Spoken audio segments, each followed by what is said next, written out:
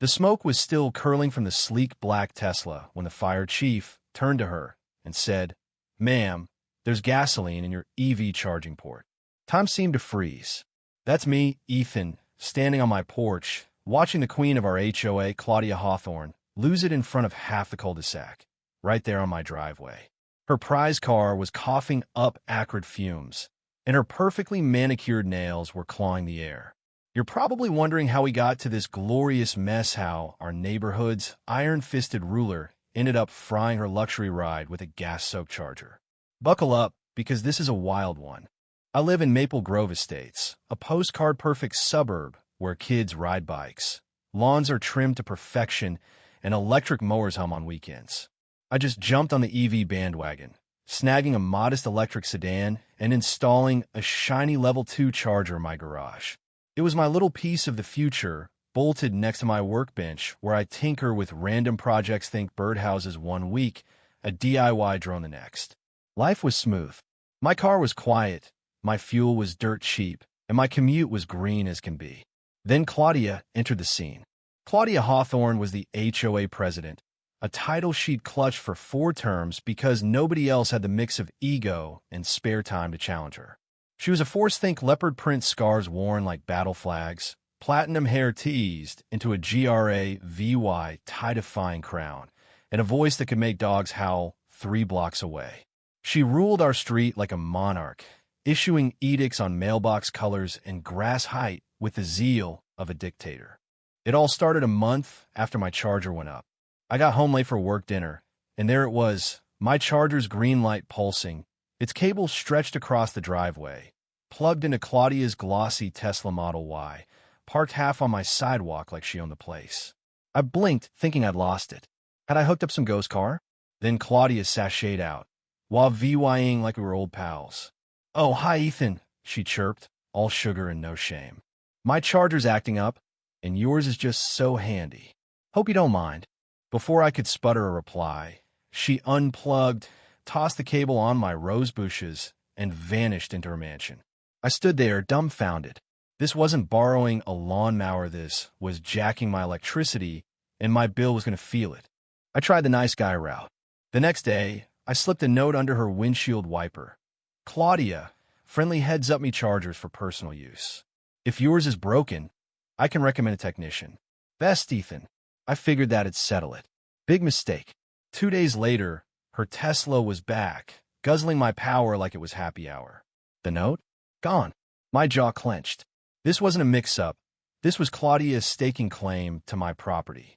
I unplugged her car, parked mine to block the charger, and thought I'd outsmarted her. Nope. That evening, my doorbell rang. There she was, all fake smiles and steely eyes.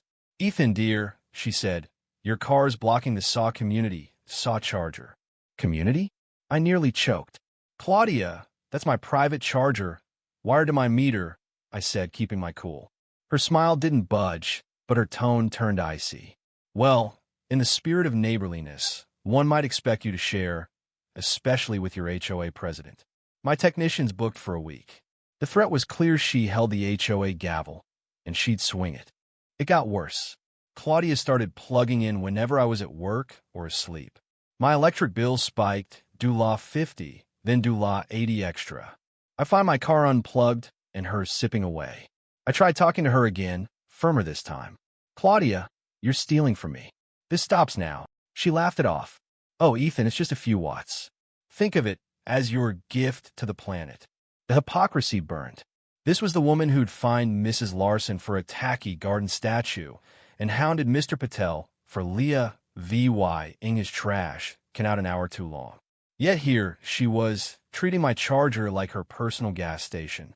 The injustice ate at me. It wasn't just the money, it was her nerve, her belief that my stuff was hers to take. I started documenting everything.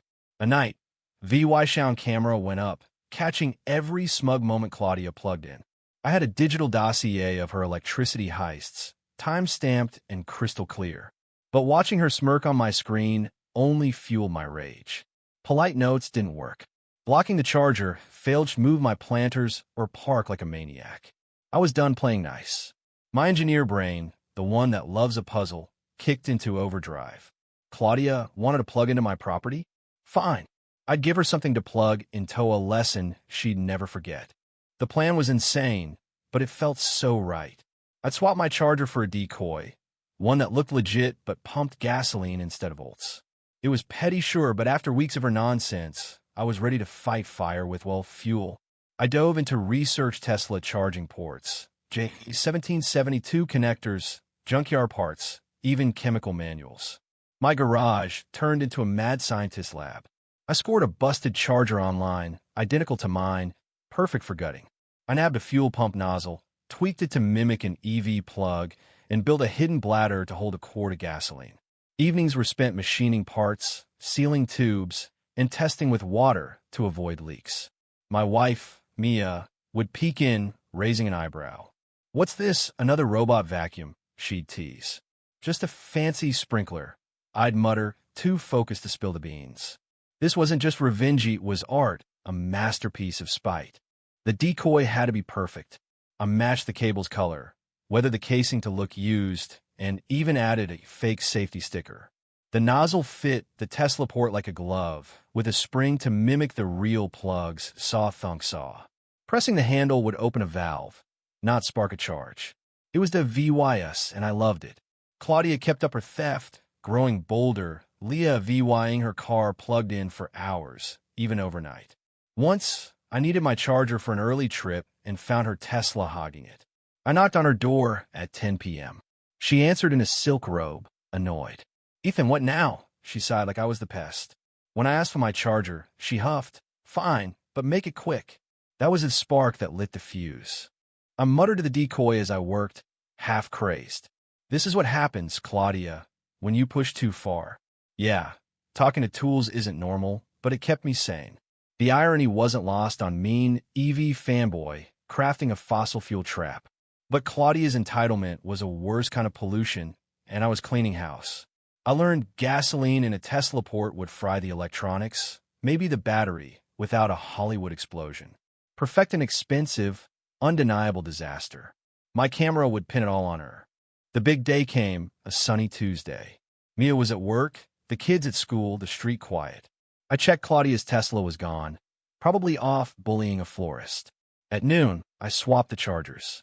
The real one went into a locked cabinet. The decoy slid onto the wall, flawless. I coiled its cable, adjusted the camera, and hid behind my curtains with a shaky cup of coffee. It felt like staking out a lion. Claudia always charged around 4 p.m., and sure enough, at 4:12, her Tesla glided up. My heart pounded. She scanned my empty driveway, eyes locking on the decoy. "So I got you, saw," I thought. She parked, stepped out, designer purse swinging, and grabbed the nozzle without a glance my way. She plugged in saw, and my pulse spiked. Would she notice? Nope. My work was too good. She pressed the trigger. I couldn't see the gasoline, but I pictured it surging through the tubes, flooding the port's delicate pins. Nothing happened at first. Claudia checked her phone, Obli VYS. Then a wisp of smoke. She frowned, leaned in, and saw a plume of gray, then black poured out.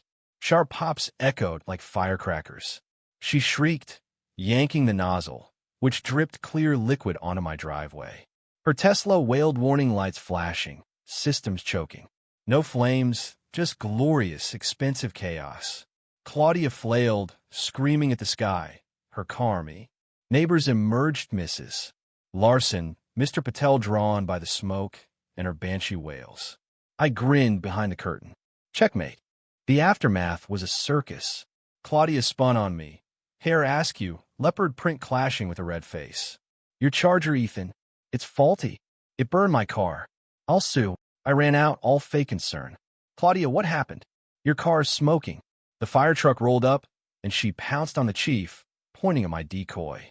His charger attacked my Tesla. The chief sniffed the nozzle, puzzled. "Smells like gas," he muttered. I played dumb. "It's my personal charger. Worked fine for me this morning," I said, nodding to my car. Then I dropped the bomb.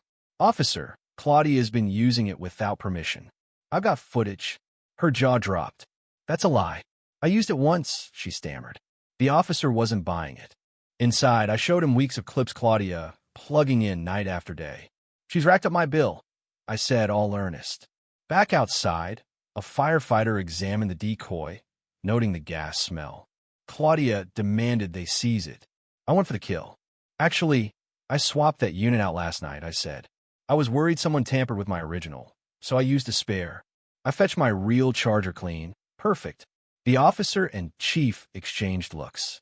So, Mrs. Hawthorne, the officer said, which charger fried your car? The new one or the one you've been using? Claudia froze. The chief confirmed it. Gasoline in the port. That's what did it. She babbled, gasoline? Impossible. Then glared at me. You did this. I gasped, me? Why would I ruin my own charger? The officer cut in, ma'am. Footage shows how you plugged it in. The decoy was empty now, just a shell with a gas-scented nozzle. Who could prove how the gas got there? My real charger was spotless. Tesla's tow guy called the car a write-off charging system trashed, battery likely too. Claudia's insurance balked at the gas contamination and unauthorized charger use. Her Dula 80,000 ride was a smoking sculpture. The HOA turned on her. Mrs. Larson and Mr. Patel led a coup, voting her out in a landslide. Claudia, in a dull sweater, tried to deflect, but the Storgas soaked Tesla, entitled HOA, queen spread like gossip at a barbecue. My decoy went into a box, a secret trophy. I locked my real charger with a key. The new HOA board? Chill. Mrs. Larson's statue got a buddy, and peace returned. Was it overkill? Sure. Worth it. Every penny. Seeing Claudia's empty driveway still sparks joy. So what do you think? Was I a genius or a VY Lane? Should I have just called a lawyer? What would Sayusa have done to stop her? Drop your take in the comments, hit that like button, and subscribe for more tales of sweet, sweet justice.